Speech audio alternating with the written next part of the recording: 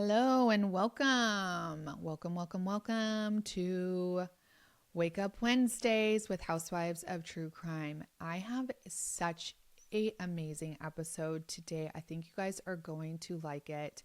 My good friend, Katherine Schweit, she was in the FBI, and you guys know I am just obsessed. I think it's, my next life, I will be a FBI agent or some sort of something like that. So I just try to soak in every moment that I can get with anybody in like positions. And Katherine is, and I talk a little bit about her when she's on with me, but I just wanted to come on before we meet and tell you that this woman is just a true delight to be around.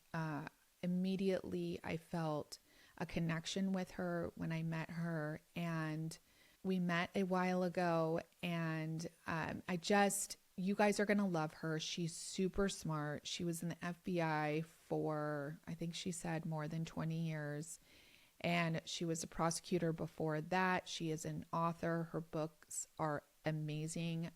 I know a lot of you guys are readers out there, so please support her, because she does things that matter in this world. And she was the lead on the active shooter program. And we as mothers and non-mothers and just people working out in the world, we are always thinking about that. And she is one of the people that kind of put in protocols, and she still talks about it. She goes to schools and businesses and puts in place protective orders. So we talked a little bit about that. We talked a little bit about Kohberger, and we talked about her book. So I'm just very excited for you guys to meet Katherine. So let's get started.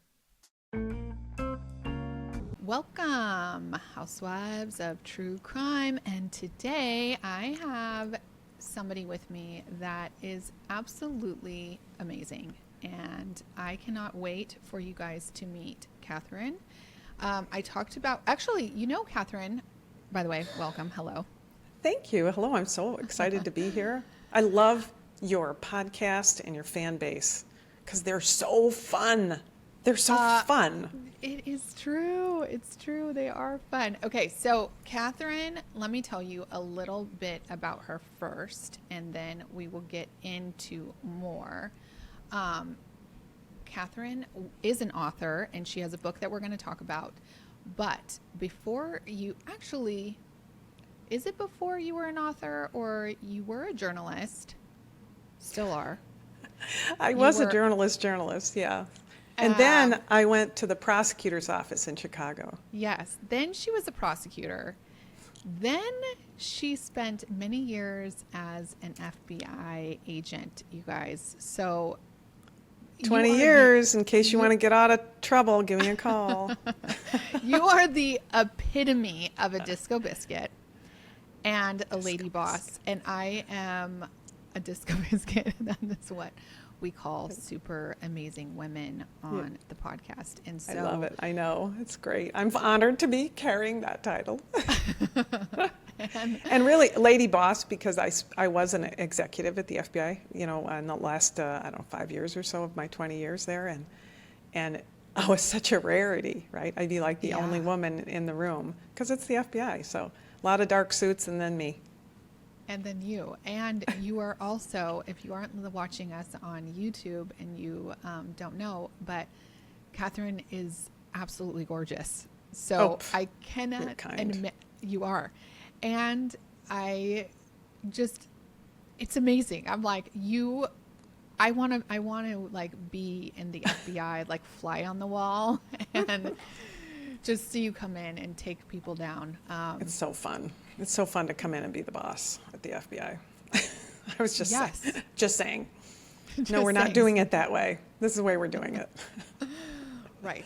So anyways, welcome to the podcast. I'm so excited. I actually put an episode of yours and Sarah's on Patreon a couple weeks ago. So some people that are on Patreon have already heard you speak, but now we get to have a candid conversation about all about you and what you've done for the past, 30 years.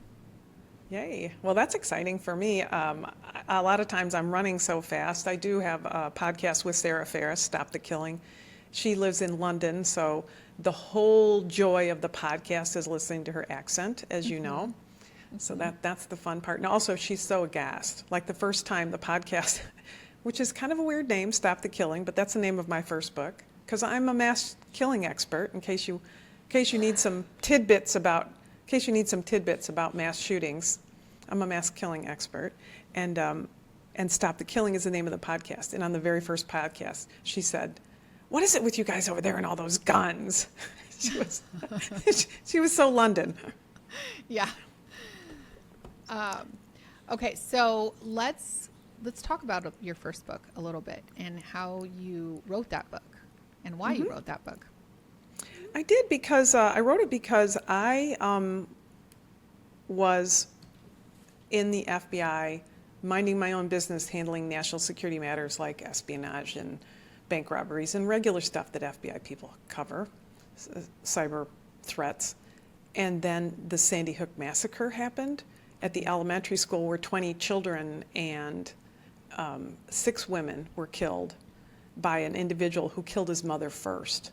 And it just rocked the country, as many probably recall. The shooting was up in Connecticut, and I got plucked immediately because when you're in the Bureau, you do whatever you're told, right? And so I got plucked to go join a team over at then Vice President Biden's office to figure out what we could do. And in the next few months, we put into place the law enforcement training that exists now for responding to an active shooter situation. That's the kind of a situation where somebody's shooting at the time.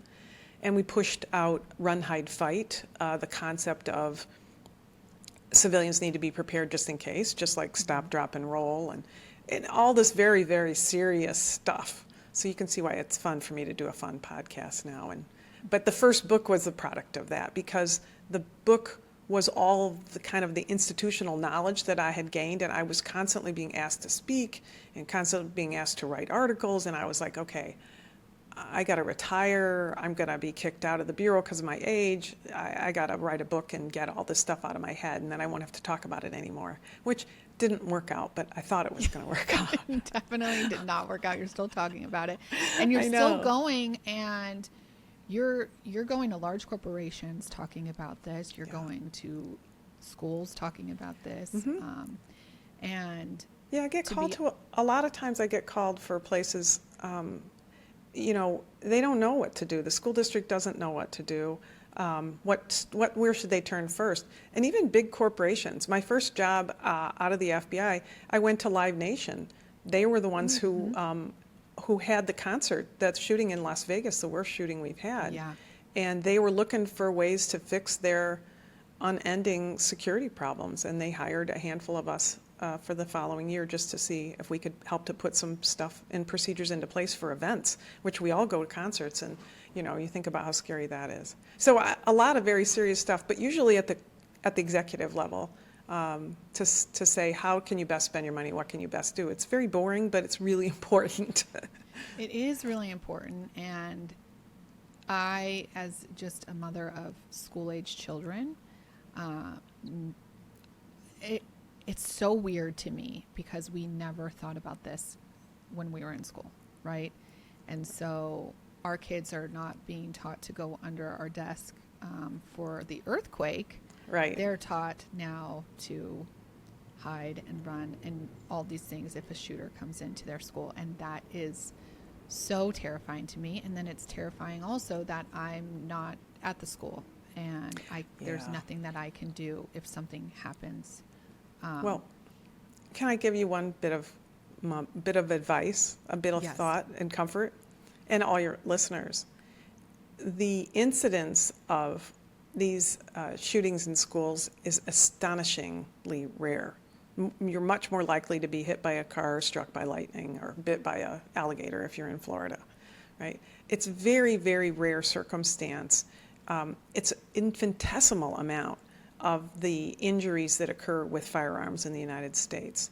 And in most instances, I mean, really since Sandy Hook, which was a long time ago, 2012, there's really only been a couple of incidents, even in elementary schools or middle schools or high schools. And we give huge coverage to them in the press, so we feel like there's a shooter around every door. But truthfully, children are like 5 times, statistically, at least 5 times safer at school than they are at home. So, so it's a really rare circumstance, and it's not bad to talk about, you know, safety. That's a good thing to talk to your kids about. But don't drop your kids off and think this is going to happen. It's just incredibly rare. Okay, that's good to know. I like that. I like that you said that, because I do think that a lot of us do feel that way, and it is, and probably more so even for me, just because I do so much crime that I'm always on like high alert for everything. My kids tell me all the time that I need to just take a chill pill. I understand. My poor children, raised by an FBI agent who ended up running the FBI's active shooter program. Yeah, they feel like they can't do anything without a check. My daughter was a teacher for several years, and when she first started, I wouldn't let her like her first year, I was like, I'm coming down to your school. It's 3 hours away. I'm coming down there, and we're checking your classroom and school out before you start teaching. Her principal was probably happy when he transferred to another school. Yeah, you're like sending emails like every day. Excuse me, you guys didn't do this protocol today. Exactly. What about this? What about that? But I think that, you know, it's understandable that parents worry. And I will just add this final thing. I'm halfway through a book just for parents. I'm going to write a book just for parents to help them understand what they need to be worried about, but also what they can do. Yeah, that's good. Okay, I like that. And let's now talk about, first you were a prosecutor, which is interesting in today's day and age, especially because we're recording when the Diddy trial just wrapped up. And we also had the Karen Reed trial wrap up. And we also, today is the day that Brian Kohberger is going to plead guilty. I know, it's like a crazy week. It's a hat trick. It really is. A trial hat trick. What do you mind talking about this Brian Kohberger trial really quick? He's the plea? Taking a plea deal. Yeah. Yes. Yeah, I can talk about it for a few. You know, I'm not. When the evidence is pretty overwhelming, the best thing that a defense counsel can do is to convince his client to take a plea deal and then negotiate the best plea deal. They have very strong evidence. The evidence was strong. Yeah. Drive everywhere, turn your phone off right before you commit murders, turn it back on. I mean, hello. And leave your DNA behind. Right. I think that's okay. Right. So, I mean, the evidence was very strong. You can't pretend or hope that something's going to get thrown out. You know, maybe the DNA sample gets polluted and it gets thrown out. Then you still have the cell phone evidence. Then you still have this. So it's really hard in an aggregate sense. When you have a lot of evidence, the best thing the defense counsel can do is plead out. And even though, you know, not everybody loves that, it's part of our legal process. Most cases are pled out. Mm-hmm. That's just the reality. I know. I've seen in the news that one of the victims' families is really having a hard time with it. And you can understand why, but there's also 3 other victims' families that supposedly aren't upset about it. And then you also think about, if it was to go to trial, how much that family was going to be put through. Right. I think that, I spent a lot of years in the courtroom, in the courthouse, and I'm very comfortable in a courthouse, and it took me a while to realize that, not everybody is, right? They don't know what's going on. They don't know who's talking to who or why they're talking. Why is the judge talking to the attorneys when they're not saying it out loud? And the judge is using all these words and I don't understand them. And that guy is up there lying and he's, how come he's allowed to lie up there? It's really hard on victims and families to go through a trial. And you cannot over-explain that to them because they haven't been through it before, so they don't know. Everything is very personal. And then before a trial, there are endless motions that have to be argued. And then during a trial, there are motions that are argued. And then after the trial, there are motions and papers and motions and papers. And then there's an appeal. If somebody's found guilty, there's an appeal. And then there's all the appeal stuff is legalities. And it's it's not a reweighing of the evidence. It's what does this legal case say, and what's this legal precedence, and what is the rule about this, and did the police do that, and did the judge properly instruct the jurors and the victims and the families, unless they're prosecutors themselves, don't really know what all that means. It just drags it out and drags it out. A plea ends it. You can't appeal your plea. If a judge accepts the plea that both parties have agreed to, that's it. That's it. That's it. And I'm okay with this plea deal, to be honest with you, because the only thing they're doing is taking the death penalty off the table. Right. And as we know, he probably wouldn't actually be put to death in his life. Right. And there's a lot of, even if they had gone to trial and then there'd be a whole other trial for whether or not he could be sentenced to death. That's a whole separate sentencing hearing that goes on, where everybody comes and repeats. It would take a few years for that separate sentencing hearing about death penalty, right? Yeah. So first you convict, then the death penalty, all of that time, and then all the appeals based on that, right? And how fast do we put people to death who are convicted and sentenced to death? Not very fast. Yeah, not very fast. So I appreciate that it's frustrating for the family members, but I think it's important to recall as you're frustrated about it, if somebody's frustrated about it, that we all want to see everything go to trial, but that's not necessarily the best thing for the victims, for the prosecutors, for the community. To drag this out and have it go on and on and on is difficult when you don't even know the outcome of it. And truthfully, I think research tells us that even when somebody's, family member is killed and somebody's convicted, trials don't necessarily give families satisfaction. It continues their agony. Yeah. And yeah. You have to consider that as a prosecutor. I think you feel like it's going to, and at the end of the day, probably you walk away and you're like, well, that didn't do actually anything, because what happened was I lost a loved one, and it doesn't matter that Sam, Dick, or Harry, got found guilty. And he'll continue to be around for years, and, what privileges is he getting, and how come he gets a television in his cell, and all of that endless discussion that doesn't end it. Send him off, and getting somebody's life in prison is a pretty substantial sentence. We have a lot of people in this country. Huge percentage of the people who are in jail right now are in there for life or essentially life. And he does not have to say why he did it. He doesn't have to say anything, right? Right. No. That's right. I wish he did. I know, that's the thing that people also get frustrated about. You want an answer to why. One thing that most surviving family members want, or victims who did survive want, is why did this happen? And it's a rare circumstance when a defendant says why. But it could be in a plea agreement that he makes, that even in a plea agreement, the prosecutors have to prove their case, right? And so they'll have to write up a proof of the case. And in some cases, you do get a defendant who makes admissions or says some things that help, or apologize, write a letter to the family and apologize for their conduct or something. None of that's going to happen until the end of the end of the end.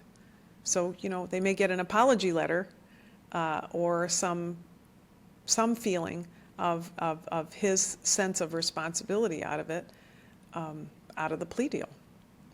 Yeah. Well, I hope so, man. I have another question for you. You might know the answer to. Sure. I'll make it up. Yeah, right. There was a huge gag order Right. Is that going to be released? And will we know anything more than what we've got? Yeah, the gag orders generally, in general, any gag order is issued to prevent prosecutors who don't generally say anything, but sometimes do, and defense counsel from saying things. So the gag order can only hold for the length of the case. So once the case is resolved, if defense counsel wants to say something, if the prosecutors want to say something, they absolutely can. Okay, good. All right, now it brings me to your book, because your new one, because you are finding answers for families. I feel like, I want to say I'm not, but the FBI and the Detroit Police Department are, right? Exactly. Okay, But yes. I am so excited about elevating this story so people can see what an amazing thing is happening in Detroit that's been going on for 6 years under the radar. Like nobody knows this story. When I talk to people about it, initially when I've been working on this book for 6 years. When I started talking to people about it, they were like, is this like a true crime fiction story you're writing? That's what they said to me all the time. They're like, so this is fiction. I go, no, it's real. Really? It's real? It's not like I said, it's true crime, but it's true crime fact. It's actually true crime.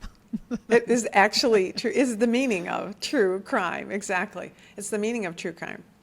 So. Yes. So tell us about it, and how did we get here?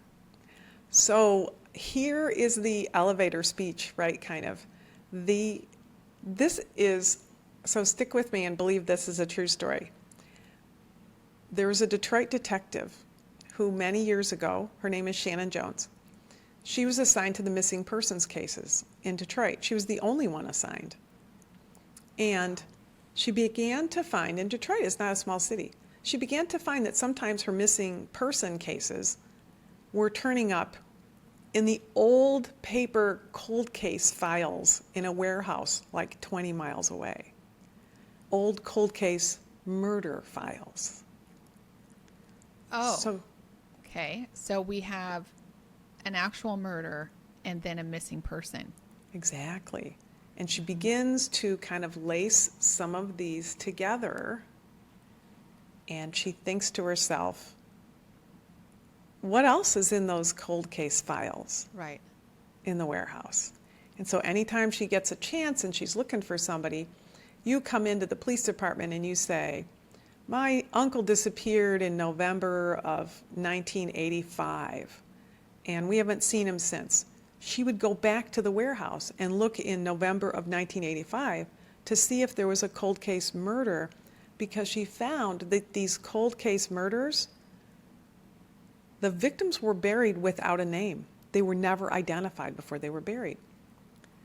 So over time, she realizes within a short period of time, she has about 300 cold case murders where their victims have not been identified, and they were all buried in paupers' graves in the Detroit area. 300, that's a lot. That's a lot.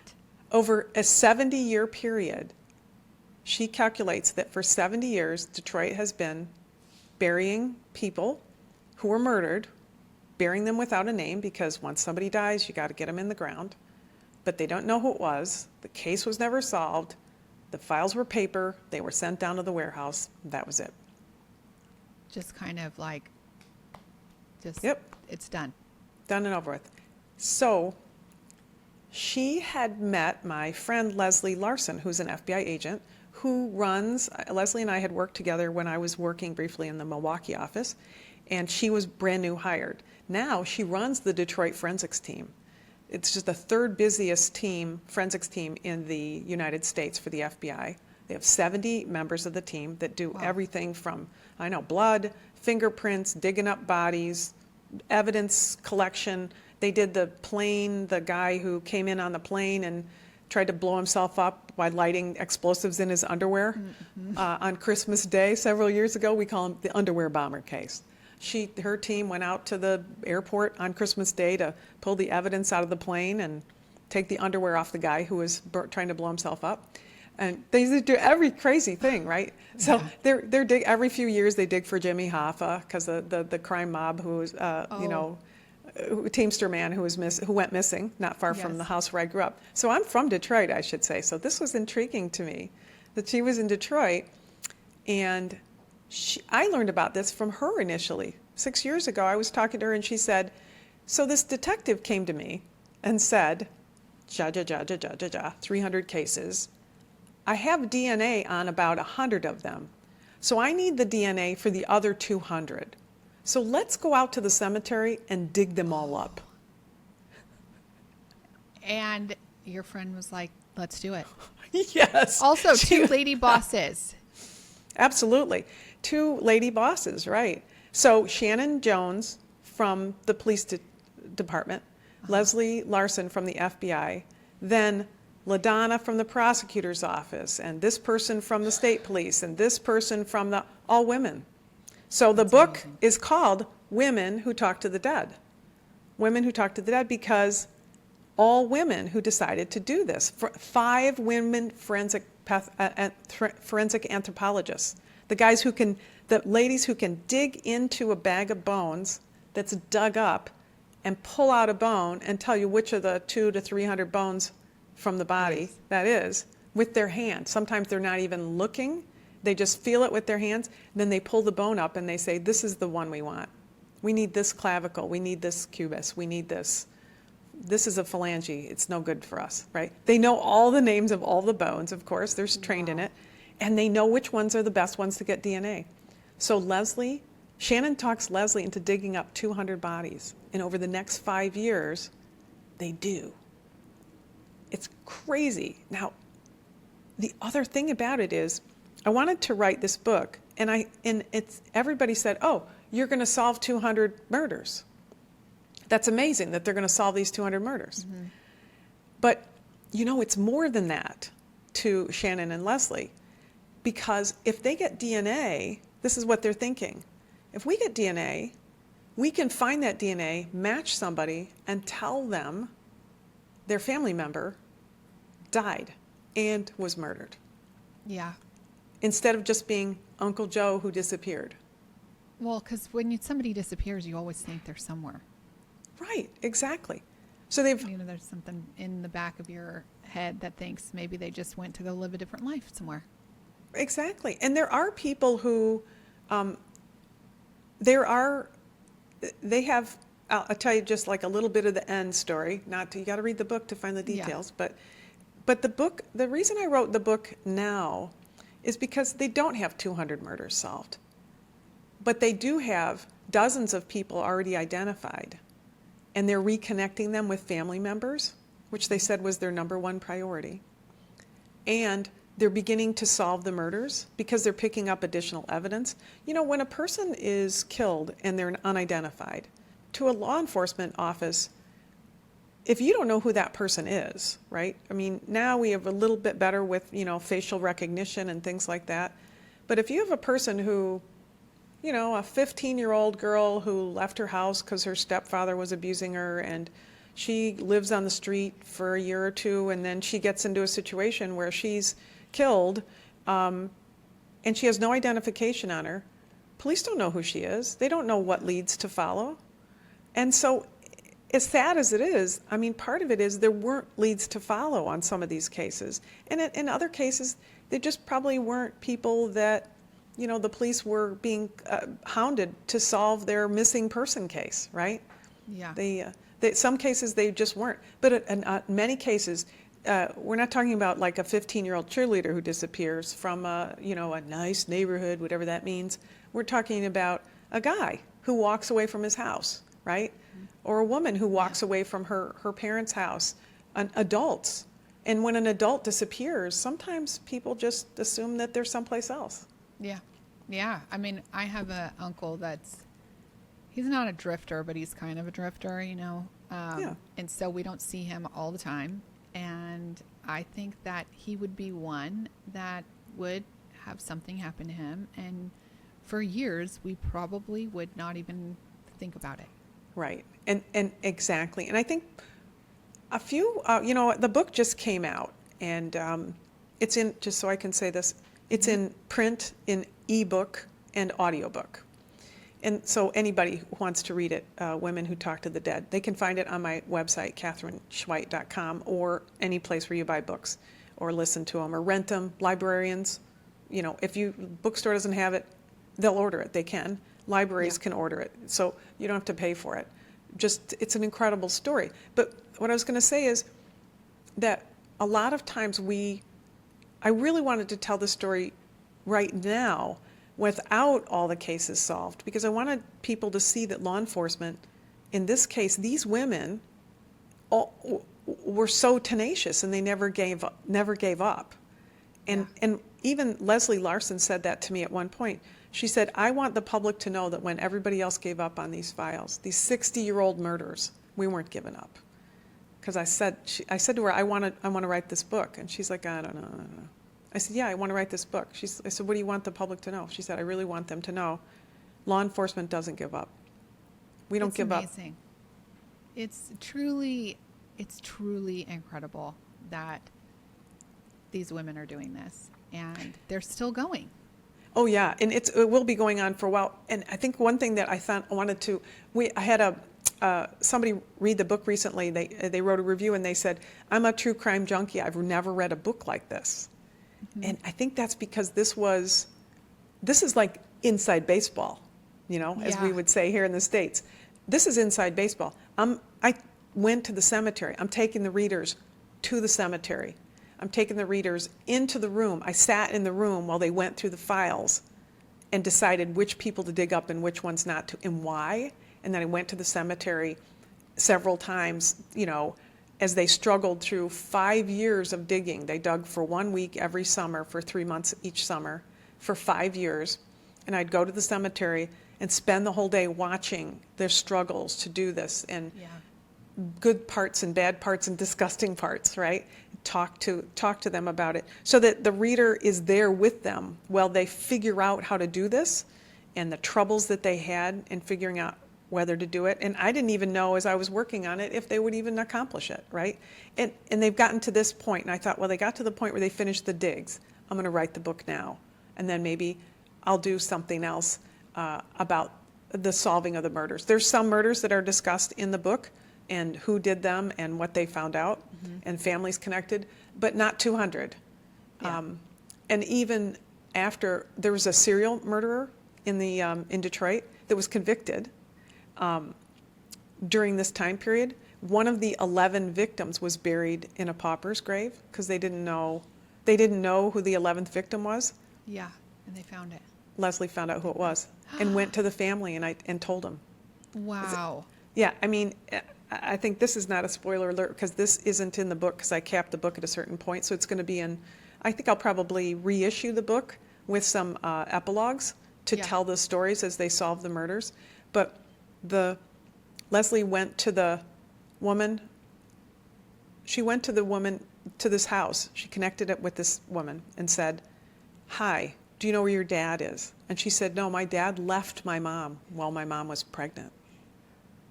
And Leslie said, "Yeah, he didn't mean to.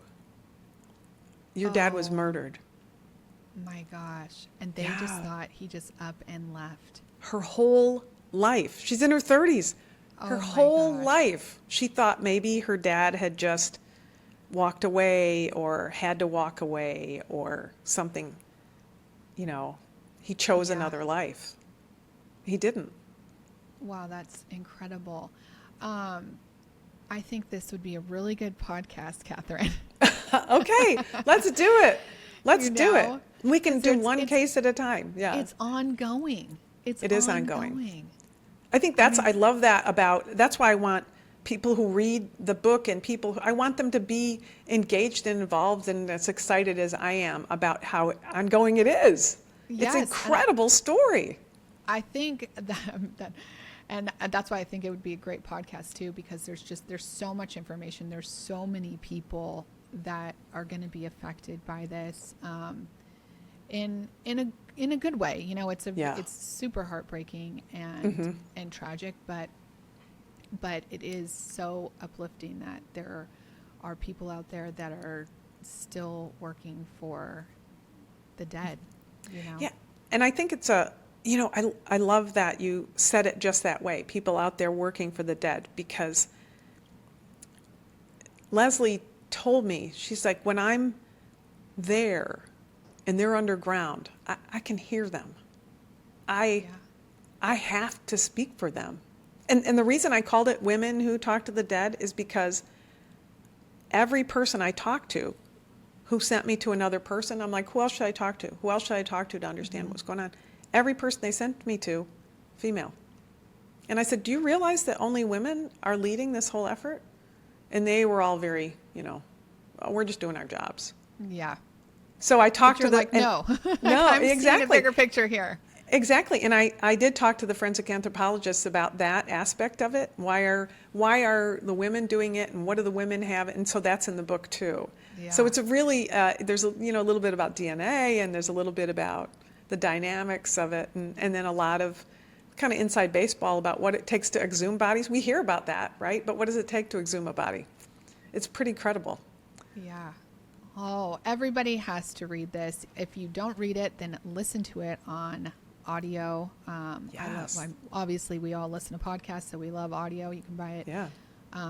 That's why I had to do audio. You have to. It's on it's just rolling out this week, as a matter of fact, on all the audio platforms. It's, they do all their due diligence on the platforms. I think I saw it on Kobo already, and whoever owns Overdrive, that's a library one, and I saw it on audiobooks, and it should be on Audible today or tomorrow, I think.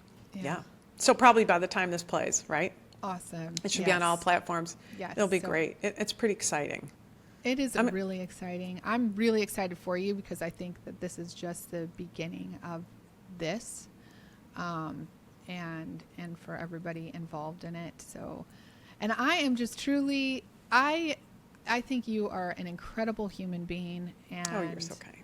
You're so nice. I'm so happy that we connected, and Katherine and I get along so well. That's wonderful. Oh, and also, before I forget, I saved this box so I could say, I need to buy more of this. I gave Katherine 5 crimes. Yes. Oh my gosh, if you haven't tried it, yay. Look at this skin. Look at this beautiful. Skin. 5 crimes. I could be your advertiser. 5 crimes. You could. I'll set you up for that. It's so Body Charm. 5 Crimes Body Charm. It's so, I love the other products. This one in particular is like running thin. So I know. Remind me. I will. I'm going to send you some just for being you. And you don't have to do that. I'm going to. I'm going to. But you can also get your 5 crimes at 5crimes.com. That's FIVE crimes.com. And you too can be like Katherine a little bit. Smooth skin. I don't know that you could be an FBI agent, but I can coach you. If you get a part in a show, I can coach you. I've done my share of that. Have you done that? Yeah. Do you remember? I love her, Annie Wershing. She's passed away. She was great, and she was. I was with her. I was her handler, so to speak, when she was down at Quantico filming something, and she was awesome. And she's running around like Charlie's Angel with the gun. I'm like, Annie, we got to have you hold the gun the right way. And so here's how you put handcuffs on a guy. And so I'm happy to do that for anybody who happens to need that. That's so fun. I just want to do that just because. It's so fun. Yeah. And Katherine also told me she's going to help me get into the FBI Citizen Academy. Yes. Now that I have a couple FBI friends, I think I will be able to get in now. Citizens Academy is a exclusive group of people who learn in the FBI offices for several weeks in a row. You learn what the inside stories are on everything the FBI does: espionage, criminal cases, white-collar cases, evidence collection. They let you play with toys. They let you usually go to the range and shoot guns. It's kind of fun. Yeah. Yeah, so I have to wait until May to apply again, but I'm going to do that. We'll do it. We'll do a little pushing. Yeah, we'll try. We'll try. We'll try. Yeah, it's a great, I loved being in the FBI. It's a great job. But I will say that I love writing now because it allows me to share things in a different way, just like the podcast. I get a chance to talk to people outside the FBI, which is fun. Yes. And people who I'm not arresting. Right. And you can also listen to Katherine on Stop the Killing. Do you guys do new episodes every week? How do you do that? Not every week. What we do is by season. That's So, what I thought. and so we're in the middle of recording a bunch of, for this coming season. Two survivors from Columbine High School. Somebody who survived the shooting in Las Vegas.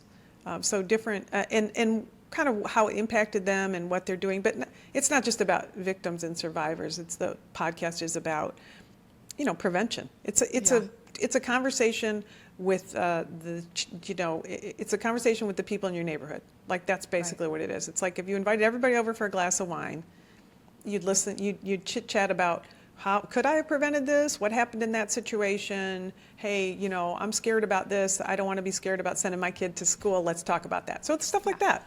It's a really fun and positive kind of environment that you wouldn't expect with this podcast called Stop the Killing. Yes.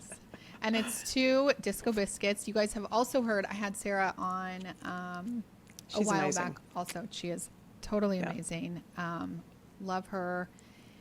She lives in London, but she's a New Kiwi. Zealander. Yeah, she's a Kiwi. She's a Kiwi. And she has several of her own podcasts. Yes, she's she on does. a little bit of a stall right now because she's having some health issues, which all of her fan base knows, and she's overcoming them. But yes, I know. I shouldn't say fan base. That sounds arrogant. I don't mean it that way. Our listeners. Listeners. How's that? Listeners. Sorry. Team, party, community. I like community. That's why it's just Disco Biscuits and Disco Disco Balls, Biscuits. because I like we do have some male listeners, not a lot of them, but maybe 10%. Yeah. Maybe 15%. Oh, that's pretty good, right? Yeah. All right. So check out Katherine Schweit wherever you can. I mean, you're all over the place, so it's not going to be hard. Yeah, too much. It's a little bit too much. But I'm on at Kate Schweit, KateSchweit, on Insta and everything. So you can find me there. Follow her there also. And Yes, will you please. come back onto my podcast again? Yes, let's talk about cases. Let's talk about cases. Always happy to talk about it. I love talking about cases. Okay, I'm going to hold you to that, and we're going to do our next one about a case. Oh, I love it. Okay. All right. All right. Clink, clink. All right. Take care. Clink, clink.